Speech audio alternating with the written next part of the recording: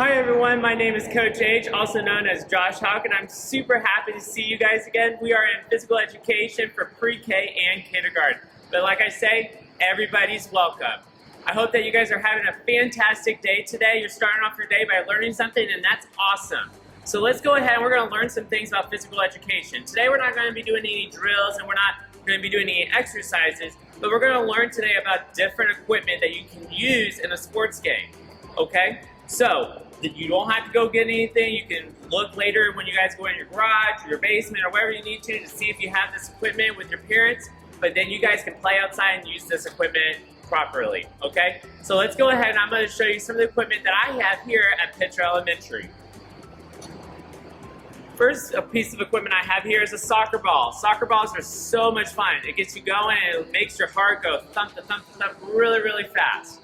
You also need a goalie. You need a big old goal, and then you're going to use this to kick it. This is one of my favorite games to teach because everybody's moving and then everybody's having a really good time. Now, with the soccer ball, let's test your knowledge here. Are your hands supposed to go on the soccer ball? Think about it real quick. No, your hands do not go on the soccer ball. The only person that can put their hands on the soccer ball is the goalie, and he can only have his hands on the soccer ball if the ball is coming towards his goalie. But if you are doing soccer, you have to be kicking the ball. So this ball you can't use with your hands, but you're using a lot with your feet. So that's a soccer ball. The next piece of equipment that we have here is we're going to just go straight to the opposite, and we got a basketball. Basketball is a lot of fun. I love basketball. It's a good sport to play when it's cold outside and you really can't do anything. So you might go to your local community center, you might shoot some hoops, get that heart rate going and everything. Now, Coach H is not that very good at basketball, but I still love the sport, I love the game, and it's a lot of fun. Now, with basketball, is this a ball that I can kick, or can I use it with my hands? Think real quickly. With this, you can use only your hands. Sometimes the players might use it on their feet to try to make sure the person doesn't get the ball, but that's not very, they shouldn't be doing that. So the only thing you should be doing is you should be dribbling the ball just like this, okay? And the cool thing about both of these pieces of equipment, they both have the same term, dribbling. This one's with your feet, this one's with your hands. I'm better with my feet dribbling, not so much with my hands, but you know what? Everything takes practice. So if you're gonna practice a certain sport, you gotta do it every single day, practice a little bit in between, just practicing those drills. So this is a basketball and you use your hands. This is a soccer ball, you use it with your feet. Next one that I want us to talk about is this one. Everybody likes this one, especially our Chiefs. I am super happy that they went to the Super Bowl. Too bad they didn't win, but it's okay because we still love them here. We love them in KC. We had a joy watching them play. Now, with the football, you're going to be throwing it with your hands. So there's not much kicking unless you're the kicker and you're kicking it inside the cycles. Okay? This is a lot of fun. The only thing I would like to say when you're using a football is I want you to make sure when you're throwing it, you're going to go like this. You're at the end of the ball and putting your two fingers on the tuft of the strings. Okay? If it's too large, then you're not going to be able to put your two fingers right there. So that's how you can measure if the ball is too small or too big for you. This one's about just right for me. But if it was too big, my hands would probably be way down here. And if it was too small, my hands would be way up here. So you just barely want to touch the strings, okay? And when you do it, you're going right behind your shoulder here. You're looking for that open and boom, shoot. All right, here we go. Let's go with another piece of equipment. Looking in my goodie box over here. Another piece of equipment that I use in my gym is a volleyball. Volleyballs are so much fun. Now, this is a ball that you're only going to use with your hands, so you're not going to be kicking with it. Cool thing about a volleyball is that it's usually really, really light. So it's going to be really light to throw up in the air. Now, the way that I teach my kids how to play with the volleyball is that when you're using it, you want to have a cup shaped like this, and you're using your hands. This is called a set, just like that.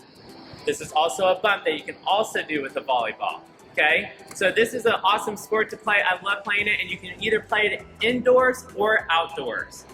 Let's go with another piece of equipment I have here. Another one is Ultimate Frisbee. This is a lot of fun. You might see it at your local park. So there's a lot of people that have thoroughly enjoyed this game, and you might see these cool, like, metal things that you can shoot a Frisbee into, and it goes inside of it. It's a fun game. It's a good social game to have everybody play and everybody throwing their own Frisbee. Or you guys can all share a Frisbee. Cool thing about it is this is an indoor or outdoor playing game. Majority though, it's played outside.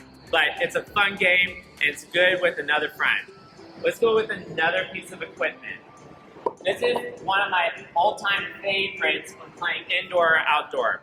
This is called a racket, and then this is called a bird or a tweety, okay?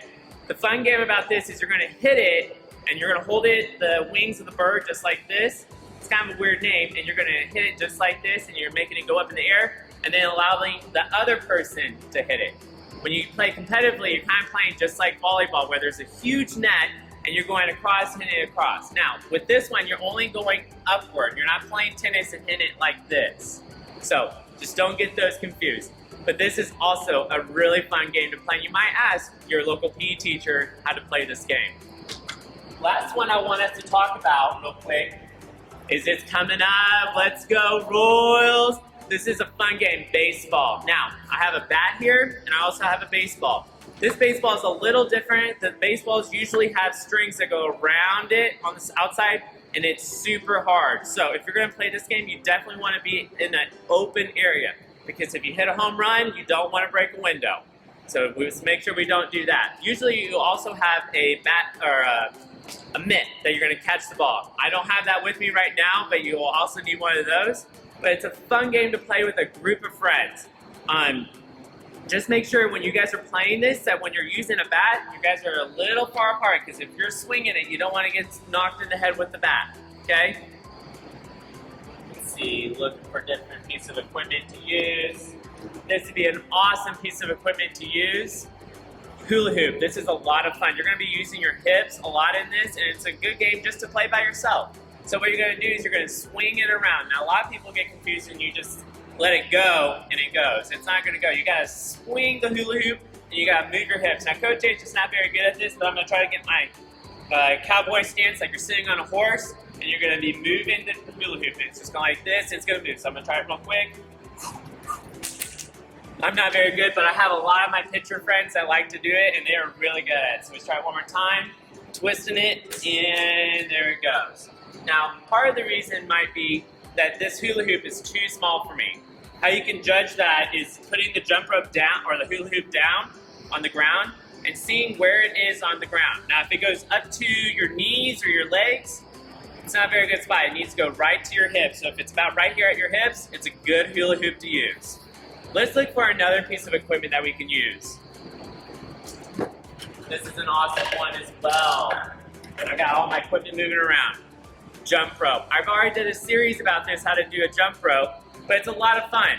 You take this jump rope and it gets your heart rate going, and I love it because on February, I love doing jump rope for heart, and we get moving on these. Now, with the jump rope, you're gonna make sure that you swing it forward and back. So you bring it like this, put it behind your legs, bring it up forward, wait till it hits the ground, and then you jump over it, okay? Now, one thing I also like to mention with the jump rope, just like I mentioned with the hula hoop, is you're gonna step on the strings of the jump rope, and when you pull up, you want the jump rope, the handles, to be about right where your waist is, okay? If it's all the way up here, way too big, and if it doesn't get to your hips, way too small, okay? So that's how you know when you're using a good piece of jump rope. Last piece of equipment that I really, really, really want to get to, and it's probably not my last because I just love all my pieces of equipment in here, but bowling pins and a bowling ball. Love this game. We usually put these out. You have usually 6. You can go to your local bowling alley and you can usually shoot, and it's a lot of fun to have with friends. And if you're just going with the family, a lot of fun. The bowling pins go right here, and usually a bowling ball, they're really heavy. These are super light, the ones I have. What you're gonna do is make sure you put your thumb in there and then your 2 fingers, just like that, and then you're just going to bowl. Remember, you can either do it ground ball style just like this and bowl like this, or you can have it towards the side and then bowl like this. It's a lot of fun.